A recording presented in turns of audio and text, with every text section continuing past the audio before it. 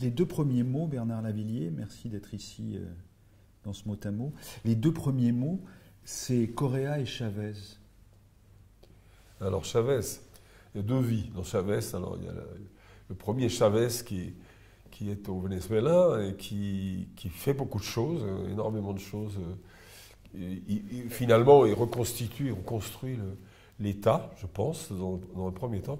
Il y a la deuxième période, je dirais, de Chavez, où, après son coup d'État plus ou moins folklorique, je dirais, il donne un peu dans la dérision de la première période. Voilà, ça c'est mon avis personnel. Je garde ça pour moi, il y en a d'autres qui ne vont pas penser à la même chose. Mais il est un peu dans la caricature de lui-même, dans la deuxième partie, disons, de son pouvoir, puisqu'au fond, ils l'ont rappelé parce qu'ils ne savaient pas qui mettre à sa place en même temps, les gens qui l'avaient foutu en prison. Donc voilà, Correa c'est autre chose, Correa si, Correa no, donc l'Équateur. Il y a deux partis aussi dans sa période présidentielle, et je pense que c'est une fatalité de président. Ils ont du mal à s'en aller très souvent, et d'autre part, la deuxième partie, quand ils sont réélus, elle est plus à droite que la première, enfin si on veut, plus démocratique chrétienne, entre guillemets, ou alors, allons vers social-démocratie, mais très libérale. Donc, ayant pris peut-être la température d'un pouvoir aussi important que celui d'être un président d'un pays comme le leur, d'ailleurs, de pays assez voisins, mais différents malgré tout, c'est un peu fatal, quoi. Le président qui reste deux fois, je citerai même quelqu'un d'autre, c'est Lula. La deuxième élection de Lula, il a moins réussi, était moins brillant que la première. En ce qui concerne Lula, que je connais aussi, personnellement en plus. Voilà. Déception?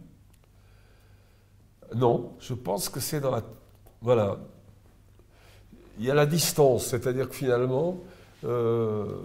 tout ce qu'ils n'ont pas pu faire dans la première partie, ils ont fait beaucoup de choses, il y avait beaucoup de projets qu'ils ont réussi, pas tout à fait amenés à bien, et dans la deuxième partie, il y a la réalité qui les attrape, j'ai l'impression, et donc ils veulent confirmer des choses, sauf qu'entre-temps, surtout dans ces pays-là, il y a le réel, le business, la pression, la corruption qui les rattrape, et ils auraient pu s'en sortir plus élégamment, non pas en mourant, mais en laissant le pouvoir. Non, mais je pensais à... Pas très aimable. Non, mais quelque chose de radical, parce que je trouve qu'après, il y a un peu un remake. Alors, c'est différents présidents, hein, mais déception, non, parce que il y a un proverbe corse qui dit... la déception est à la hauteur des illusions qu'on se fait, donc je crois pas que pas trop en avoir. On soit fait trop d'illusions, mais je trouvais ça assez bon que le peuple puisse élire des gens comme ça, et puisse à la fois dialoguer jusqu'à un moment où ça ne dialogue plus. Voilà. Donc après, j'ai l'impression que c'est comme un film, puisque j'étais en plein dans les films, qui est trop long. C'est-à-dire qu'il y a souvent des... Je pense que c'est une caractéristique de certains films d'être trop long. On fait une série de mots à mots à Biarritz à l'occasion de ce festival. Et je vais reprendre des mots à des gens avec lesquels vous avez travaillé, vous avez pu voir, vous avez visionné des films comme membre du jury. À Alan Pauls, je vais reprendre ambivalence. Oui, ambivalence. Pour vous, l'ambivalence, à quoi ça renvoie? L'ambivalence, c'est déjà double. Donc, ça renvoie à deux personnalités, je dirais, l'ambivalence. C'est pas, confondons pas avec la schizophrénie, hein, on n'est pas là. Simplement que l'ambivalence, ça doit être, ça a donc deux réalités, deux fonctions, si on veut, finalement. Ambivalence. Alors, j'ai vu des choses de ce type, par exemple, plus esthétiques que... Enfin, c'est toujours pareil, hein, il y a une ambivalence. Par exemple, un film, puisque j'étais là-dedans, immergé depuis une semaine, peut vous embarquer dans une histoire, dans un récit, et pas dans l'esthétique. Il faut qu'il y ait tout pour que ce soit... Voilà. Ok. Donc c'est comme une chanson ratée et une chanson réussie. Après, le public, c'est une autre histoire. Il aime ou il n'aime pas. Et souvent, il y a des histoires de mode, des histoires d'emballage. Donc, c'est une chanson réussie, c'est forcément, elle est ambivalente. C'est-à-dire qu'elle aura une dimension esthétique et un récit dedans. Enfin, on peut raconter une histoire dans une chanson. Je prends à Bustamante, réalisateur, le mot métis. C'est très utilisé, le mot métis, depuis fort longtemps. Ça a été utilisé par des poètes, ça a été utilisé par des penseurs, énormément. Alors voilà, le mot métis, ça a été utilisé dans la musique, en ce qui me concerne très souvent, métissage musical, métissage culturel, métissage... Bon, il y a Senghor qui disait que le monde futur sera métis, c'est bien lui, je crois. Moi, je lui donne raison, parce que on est dans une période aussi où il y a une petite tendance au repli nationaliste et petite grosse tendance au repli, au discours. Ouais, on ne mélange pas ni les genres, ni les races. Voilà. Nous n'avons pas les mêmes valeurs, j'entends ça beaucoup. Donc, de la peur qui... Oui, puis alors, il y a le côté métèque qui peut aller être métis, qu'on entendait dans les années 20, 30. Ouais. C'est ça, côté métèque. C'est vraiment le début, oui, des antisémites. Ça allait. C'était plus folklorique à une époque vis-à-vis des gens des colonies, je dirais, qui étaient considérés un peu comme. Non, il n'y avait pas ce genre de. Ils étaient considérés comme des grands enfants ou des sortes de. On les aimait bien, mais. Le métissage, métissé. Je trouve qu'il y a tissé dedans, évidemment, et mélange. Donc, j'aime bien l'idée de... En supposant encore que génétiquement et intellectuellement et culturellement, ça soit un métis soit déterminé par le fait qu'il soit mélangé, ça, j'en sais rien, parce qu'au fond, tout dépend de l'éducation qu'il a eue, je pense, depuis le début. Mais... dans l'idée, ça me plaît assez parce que j'aime bien les terres de sienne et les couleurs pas franchement primaires. Les mains d'or. Ah voilà, oui, les mains d'or, alors ouais, c'est une métaphore. Enfin. Les mains d'or, c'est donc la bagarre entre l'acier rouge, donc qui est à 1500 degrés, 800 degrés quand il est malléable, et puis les gens qui manipulaient ce métal, un peu comme des alchimistes. On était dans une énorme usine de nuit, puisque ça fonctionnait les 3-8. Donc la fonderie, le départ, donc la grosse queue qui fait de la fonte, ensuite le convertisseur qui transforme en acier, avec des qualités, et les mains d'or qui étaient indispensables. Il y en a de moins en moins, je pense, parce que tout a été automatisé, robotisé. Donc c'est là où va la société, apparemment, sans vergogne. Mais les mains d'or, donc les ouvriers, puisqu'il s'agit des ouvriers, qui étaient fiers de leur boulot et qui effectivement avaient un savoir indispensable à la finalité. Moi, je rends hommage à toute cette génération, donc à la possibilité encore d'intervenir. Parce qu'on a l'impression qu'à un moment donné, les algorithmes vont intervenir à notre place, quoi. Donc c'est une question. Les mains d'or, en fin de compte, c'est politique. Alors, je sais qu'ils font des grosses différences entre ce qui est social et politique. Pour moi, c'est une chanson politique. C'est une chanson, hein, c'est oui, le titre d'une de vos chansons, voilà. Bien sûr. C'est une expression. Vous êtes né en 1946, Saint-Étienne. L'expression, c'est « y croire encore ». D'accord, y croire encore. Alors ça peut être croire encore à un amour, voilà. Ça peut être croire encore comme tu veux.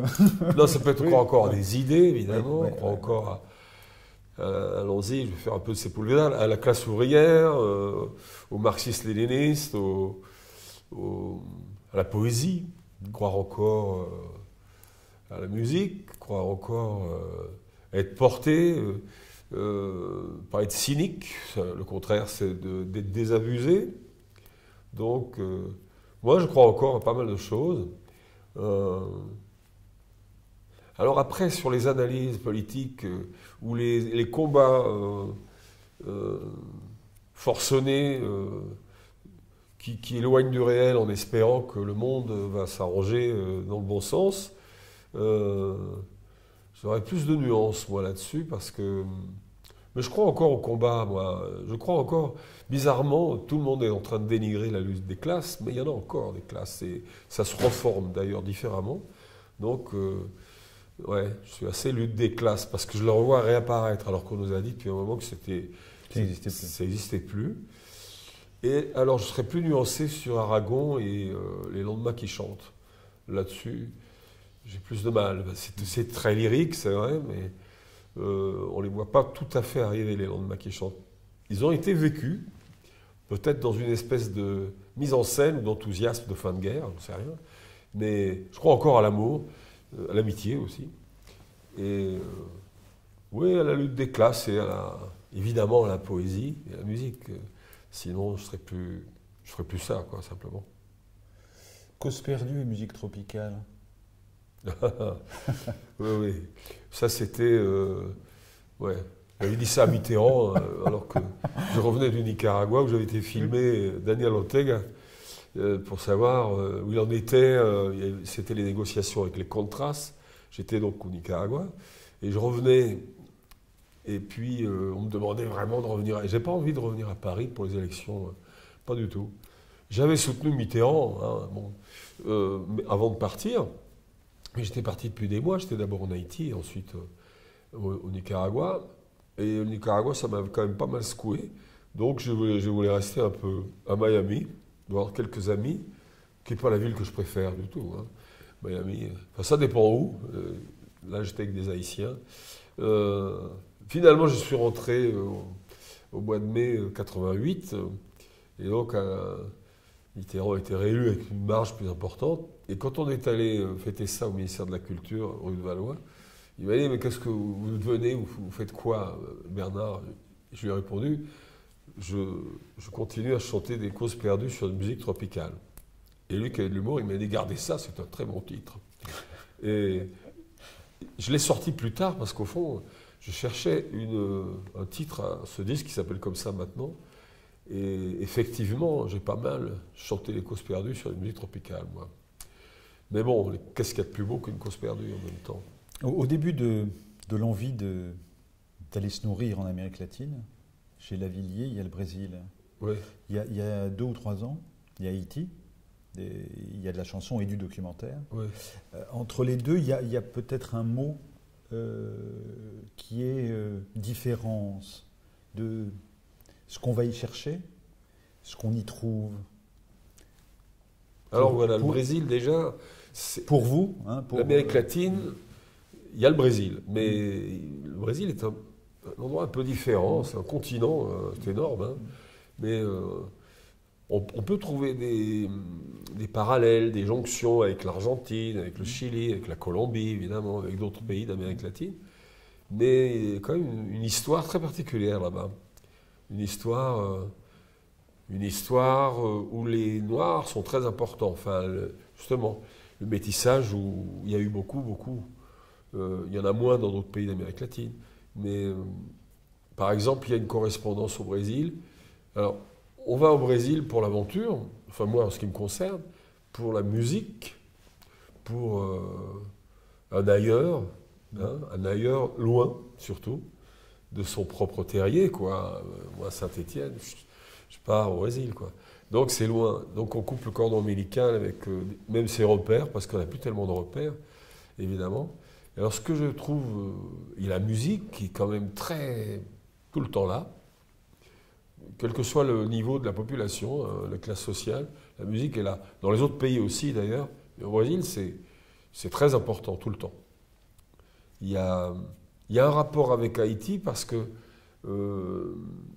par exemple, Haïti, qui n'est pas en face de San Salvador da Bahia, mais disons qu'on retrouve à San Salvador da Bahia une société, et chez les peintres, et chez les poètes, Bon, Georges Amado, il y a des écrivains qui sont de ce coin-là, des grands auteurs de chansons, des musiciens hors pair qui sont de Salvador.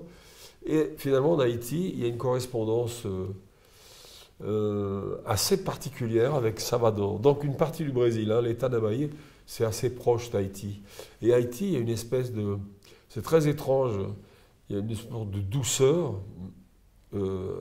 apparente et une grande violence en Haïti, mais qui dépasse même ce qu'on peut voir dans certains films sud-américains. C'est quand même très particulier, cette île. Ils ont tellement...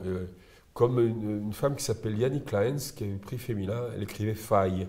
Et après le tremblement de terre, c'est le sujet de mon reportage, là, de mon document, elle disait, il n'y a pas que cette faille-là, elle a multiples failles économiques, culturelles en Haïti. Pourtant, la moitié d'une île, tout simplement. Et Toto Bicin qui chante Day. Voilà. Donc, il y a... Oui, et puis il y a des grands poètes, et il y a des peintres tout à fait extraordinaires, encore aujourd'hui. Donc, je ne parle pas forcément des naïfs, hein. Il y a des peintres qui continuent à exister en Haïti, comme il peut y en avoir à Salvador da Bahia.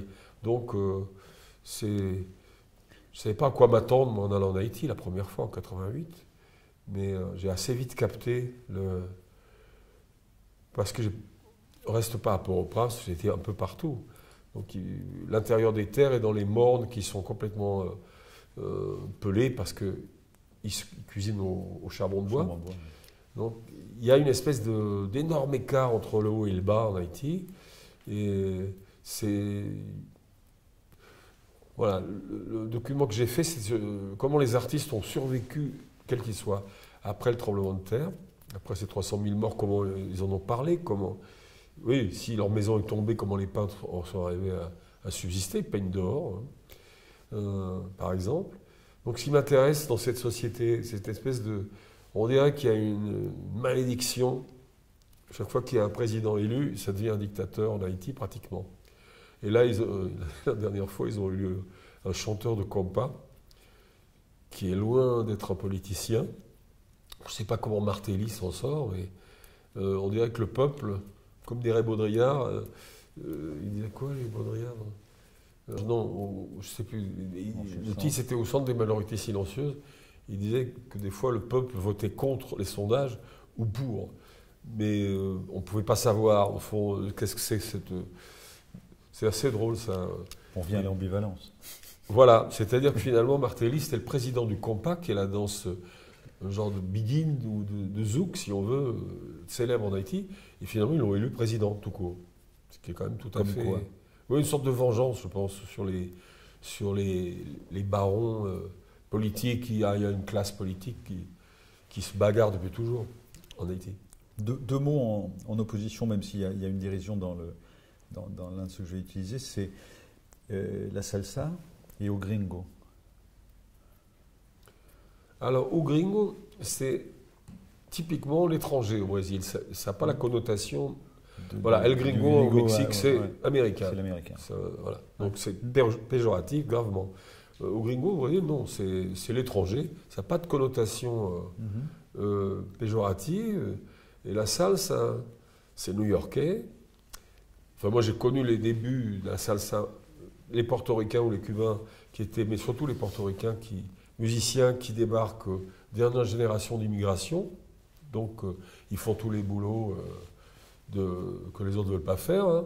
Mais ils amènent leur musique qui se mélange avec cette grosse ville, qui se mélange avec le jazz, qui se mélange avec la funk, qui prend un côté urbain, tout en gardant son côté chaloupé. Donc, qui raconte des histoires d'amour impossibles pour parler finalement de leurs conditions de vie. Ils parlent toujours d'histoires d'amour qui se dégradent alors qu'ils pourraient être plus politiques. Le seul à être vraiment comme ça, c'est Robin Blades, à la limite. Donc la salsa a une énergie urbaine, comme le rock'n'roll, si on veut. Mais elle a un petit plus, c'est qu'on se fout complètement des cocotiers, mais ça chaloupe. Au lieu de jouer swinguer, il y a un mouvement des hanches qui qui est assez favorable à la libération de la pensée, sans doute. 3 mots, Bernard Lavilliers, pour terminer. Alors j'avais envie de dire Franquin, mais Franquin, c'est un auteur de BD qui a signé une BD qui s'appelle Idées noires. Et Idées noires, c'est aussi le titre d'une de vos chansons. Vous avez chanté avec Nicoletta d'ailleurs, il me semble. Absolument. Bon, voilà. Idées noires. Oh, c'est plutôt un gag, hein, Idées noires, je pense. Le thème de la chanson, il est bizarre parce que, évidemment, c'est vraiment écrit pour un duo et la seule voix que je trouvais possible, alors que mon public se disait, mais il ne va pas faire un duo avec Nicoletta quand même. Parce qu'à l'époque, elle était un peu classée dans la variette, Nicole. Mais elle avait la voix de la. Voilà, dans ce cas-là, je me considère réalisateur, parce qu'elle a la voix parfaite pour chanter ça. Et même la vie, je dirais, elle a une vie assez dure, Nicole. Donc, oui, Idées noires, le type, il est dans une espèce de profonde déprime, il n'arrive pas à s'en sortir. Alors, c'est pour ça qu'il dit je veux m'enfuir, elle lui répond quand tu es dans mes bras. Donc, Idées noires, moi je ne la connais pas, la bande dessinée, elle ne doit pas être le sujet. Si, justement, parce qu'il y a un dessin où effectivement on a une masse de gens avançant, tous courbés, etc.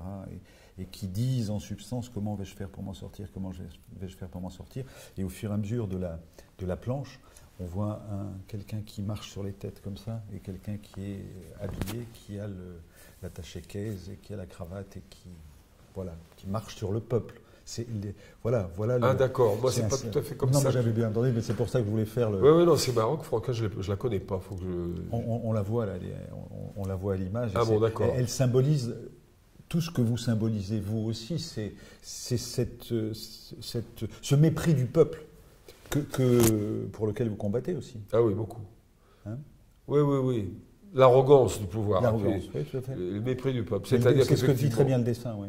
Oui, l'arrogance, oui. Ça, le mépris du peuple, c'est exact, ouais. Qui a pu croire à un moment donné qu'il pouvait lui-même intervenir. Ça n'a pas beaucoup changé. Non, pas énormément. Ça s'est même un peu dégradé, je pense, depuis quelques années. Sepúlveda, dont on parlait tout à l'heure, disait que l'un des lieux du mépris, l'une des illustrations de ce mépris, c'était le scandale Volkswagen, par exemple. Par exemple, il n'y a pas que ça, mais effectivement, c'est-à-dire qu'il y a un peu un côté entre soi, on s'arrange voilà, donc et même en truande bassement, parce que c'est redoutable, quoi. Je suis désolé, mais il y a le mépris du peuple, c'est Bernard Tapie aussi, hein. Il y a un côté comme ça, alors qu'il vient de là. Il y a un côté, voilà quoi, au fond. Le mépris du peuple, c'est aussi mépriser le travail, mépriser la pensée, imaginer qu'il y a des choses pour le peuple, et puis d'autres, des choses plus intellectuelles, plus analysées, pour une autre... Il y a vraiment ça en ce moment, c'est-à-dire que la tendance à considérer les gens comme des clients, et non plus comme des citoyens. Ou des usagers. Je suis très simple là quand je vous dis ça, mais... ça va beaucoup plus loin que les mots que je mets dessus. Hein. Je trouve que c'est très méprisant d'être pris uniquement pour un client. Donc, et les politiques prennent les gens du peuple pour des clients, c'est toute évidence. Donc, clientélisme, ça veut bien dire son nom. Hein. Donc, effectivement, je continue. En ce moment, je suis totalement obsédé par les réfugiés et j'arrive pas à écrire autre chose que des chansons là-dessus. C'est pour ça que je m'en vais. Je me barre pendant un bon moment. Retrouver des musiques et d'autres gens au Brésil, non pas pour fuir cette histoire, parce que j'ai écrit 4 chansons là-dessus, je me dis, je vais les gaver, les publics, avec ça. Alors, prise de façon différente, mais je trouve ça tellement injuste et tellement tragique, cette histoire. Mais irresponsable aussi. Il y a ça aussi, c'est-à-dire qu'au fond, oui, les politiques ne traitent pas vraiment le sujet, ils essayent de minorer, de faire des arrangements, de traiter ces gens-là qui sont en plein désarroi, en pleine détresse carrément, ceux qui ne sont pas morts déjà, de mettre un qualificatif dessus. Alors, entre migrants, immigrés, ou alors victimes, réfugiés. Ou alors réfugiés. Donc ils se bagarrent légalement réfugiés. Sur le plan sémantique là-dessus. Je dirais sémiologique presque, parce que... Mais, voilà, moi, mes grandes colères, c'est justement le mépris du peuple, là, cette façon de... Écrire des chansons, j'ai dit 3 mots, on en a épuisé un, ouais. Il en reste 2. Acoustique. Alors l'acoustique, c'est... il y a des... sur le plan de l'acoustique, je pense que ça... Qu'est-ce qui est acoustique? Alors évidemment, vous allez me dire, un piano solo sans micro, c'est acoustique, un quatuor à cordes, un guitariste qui joue sans amplification. Alors, moi je dirais faire de la musique avec ses doigts, c'est pratiquement acoustique. Voilà. C'est-à-dire qu'au fond, même si on est amplifié, il y a quelque chose du travail du musicien déjà. D'ailleurs, la plupart du temps, moi je compose sur des guitares acoustiques, hein, que je trimballe. J'ai une petite guitare exprès qui peut rentrer dans l'avion. Je la trimballe partout parce que quand j'ai des idées, ça me vient comme ça. Je la prends puis je les note. Acoustique, il y a aussi une affaire humaine. C'est-à-dire que je connais bien la musique électronique, par exemple, si on veut aller en dehors. Il y a des choix de sons, mais qui ne sont pas non plus multiples à ce point-là. Il faut arriver à trouver des sons en dehors du sampling ou en dehors de sons qu'on a déjà entendus pas mal de fois. Donc, et surtout dans les rythmiques, des problèmes de son. Et je trouve que souvent ça se ressemble et que c'est très linéaire. Alors voilà, la musique acoustique a des harmoniques. La musique que j'aime, moi, a des harmonies dissonantes et des mélodies. On est dans une période où ce qui marche, c'est souvent des copies de ce qui a marché, et d'autre part où les mélodies sont très succinctes. Il n'y a pas grand-chose. Il y a surtout de l'énergie, je dirais, du bruit, de l'énergie, d'accord. Mais moi, je manipule la musique électronique aussi, parce qu'il n'y a pas de raison, c'est intéressant. Mais sans musique, sans instrument acoustique à côté, je trouve que ça manque. Alors les purs et durs, ils vont me dire, c'est n'importe quoi, nous, on ne veut pas de... Mais quand même, en ce moment, ils sont en train de réaliser que le fait d'avoir des vrais cuivres, par exemple, ou des vraies voix, c'est pas négligeable. C'est pas rien. Alors l'acoustique, c'est une façon très humaine d'aborder la musique et de communiquer, de passer, de dialoguer avec le public, je pense. Et de continuer à faire des chansons. Oui, voilà. Le dernier mot, c'est rouge. Ah oui, rouge. J'ai marqué tout le monde avec mes... J'ai encore des chaussures rouges, là. Donc, c'est pas mes idées que je mets au pied, rassurez-vous. Mais rouge, y a plusieurs choses qui sont rouges. Hein. Il y avait chanson de Sardou, par ailleurs. Oui, mais il y avait un journal qui s'appelait Rouge, il y avait des mouvements politiques qui s'appelaient comme ça, il y a le sang, Moi, je pense que rouge, c'est, voilà, la couleur de la vie. Ouais. Si vous me demandiez à quoi j'assimile le rouge, le blanc, la couleur de la mort, et le noir, la couleur de l'amour. Enfin, c'est comme ça que je le ressens. Ouais. Oui, et rouge, c'est la couleur de la vie, c'est-à-dire, c'est très... Oui, noir, la couleur de l'amour, parce que j'aime bien le noir, moi, justement, pour le clair-obscur et la façon mystérieuse dont se lient ces histoires d'amour. La petite mort. Oui, et puis c'est même ces liens très étranges. C'est comme la couleur noire, quoi, qu'on considère comme une non-couleur. Il y a tellement de choses dans ce noir. Donc le rouge, pour en finir, c'est vraiment la couleur de la vie, la couleur du combat aussi. Et puis cette couleur indispensable, moi je trouve, à la lumière. Hein. La lumière du rouge, c'est particulier. Pour la route, héroïne?